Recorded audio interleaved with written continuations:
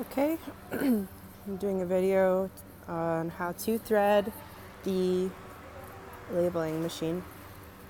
So first things first is once you've decided what you are going to label, which right now I'm getting ready this pair, you're going to check how many 6-ounce jars you have and divide this number by 12, and that's how many boxes you will need. And that was the first step, is to take those boxes off of the shelf and then put them onto your cart, and get this also set up on the clipboard so that you know what production you're doing. So the next thing I did was I took off a pretty good portion of labels off of the roll that I'm using. This is pretty far away from the table. I'd probably say this is about 4 feet. I have made sure to choose an amount of like a roll that will cover all of the labels that I'm going to be using. So there's 300. I usually want to choose a label or a roll of labels, then that would be about 350. This is about 1,000 labels on here, so this will definitely cover it. But the two that were before it would have just barely covered it, which would be kind of an awkward workflow and will add to more time. I would usually use these for smaller productions. So the first thing you're going to do is put this down and make sure that you're locking it into place. I'm just going to put the phone down for a second. All right, so I pushed that down pretty hard, and that is now really locked in on this square. So all of the cardboard is pushed around the outside there. So I'm kind of just going to be quiet and just string it like I would normally do it, and just kind of have this film for you guys to watch when you're doing it yourselves. So here's the first.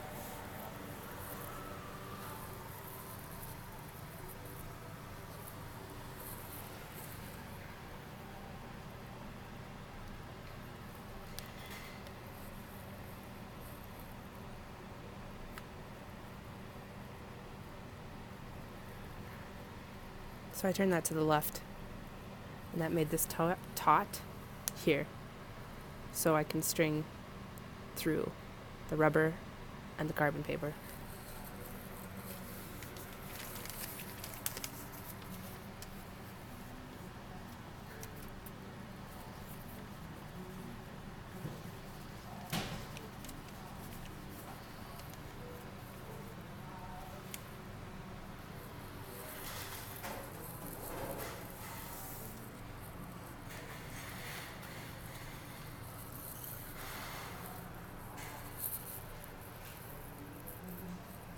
Alright, so this is my hand right now. It's kind of weird. But I'm coming around that, and I'm connecting to this one by this brush.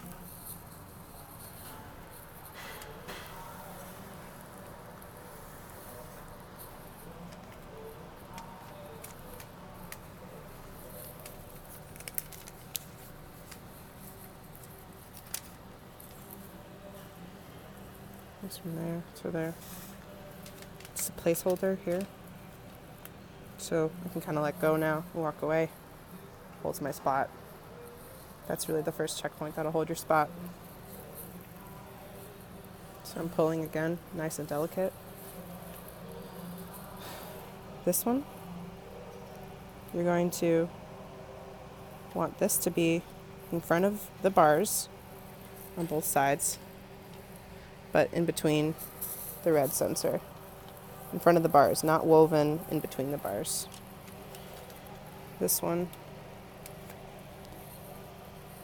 let me get it from this angle. So as you can see from here, I've gone behind, in front of the bars, in between the sensor. And I'm shooting for right back there now. This isn't the best quality video, is it? Alright, so now I'm gonna, as you can see from this side. Oh, see, I messed up. This is behind the bars. I'm doing this one-handed, but I want to have that be in front of the bars. Alright, now that's back to where it should be. And then I'm gonna go behind this now. So that's the way it should look, in front of the bars, in between the sensor, and behind that spool. And that's going now in between the little book there. So from this side, I'm standing, and I'm just going to kind of want to push that through a little bit. Now you can see it right there. And that's where I'm going to grab it at that point as it's coming out. And this is when you're going to want to make sure to be really delicate. So I'm pulling very lightly or else it will rip on that edge right there. And you're going to want to go nice and easy. If you want to make that tension a little less, you can move this brush here, and that will make it easier to pull. Otherwise, you could just very delicately be pulling. And you're going to want to make sure to put that brush down if you put it up. So I'm pulling this, and the way I measure it to do the next step is I will pull this from here to there just about, I would say, see, that's about a foot, a little less than a foot past this spool here. So past the last spool, and there's my hand. So then I'll do the last part of it, which is to thread it between here. So you're going to come around this middle one right by the red arrow. You're going to come around it and through it. So the spot that you're going to do it is in front of that metal bar. Oh yes, first make sure that this is open. So this is closed. If it's closed, you won't be able to get anything through here, but you want it to be open, which is pointing away from the red. So it's closed when the two red parts are together. When it's open like that, it's easy to tell too, because you can visually see it here, and the thread won't be able to get through. So I'm going in between the space between this metal bar and this black spool, in between the two black spools. So it comes out the other side there, and then I'm going to kind of S-shape it around this other one, this more textured spool in the back, and put it around there. So you got an S shape. When you tighten it, you want to make sure that still is on those two little tracks there. And this is the part in which you've seen me before, get down on my knees and kind of see if this is a straight line here. So I'm just wanting to lock it at a place where this from here to here is straight. So I have some tension on my hand here, and I'm also gauging if this is flat on this spool and flat over there, and I want it to rotate straight. So I'll pull that tight, and then when I'm pulling tight, I'm going to lock it at that point at which I think it looks straight and tight. So I'm going to put my phone down for that.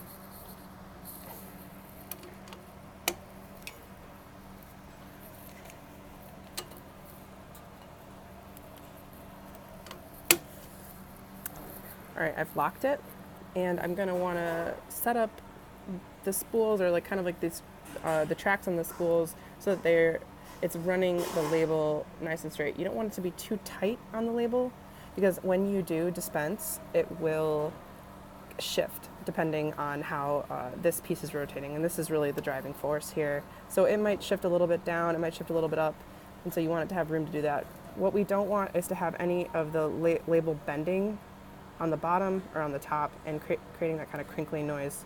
That will cause problems with straightness and just the dispense in general. So I'll want to do it on this other side too, kind of push these down, not too tight, but so it's really just a guiding force. So the last thing I'm going to do is wrap this around the final spool, which is just collects all the label. And you want to always do shiny on the outside when you wrap it around. And then you're going to get your Mr. Peanut Man cane, and this just goes in the top, and it clicks in on this bottom kind of half moon shape. It's kind of awkward because you can loosen it by, here, let's put my hand in a good place. You can loosen it by moving it like this a little bit, actually. But we want it to be tight up against that spool. So you kind of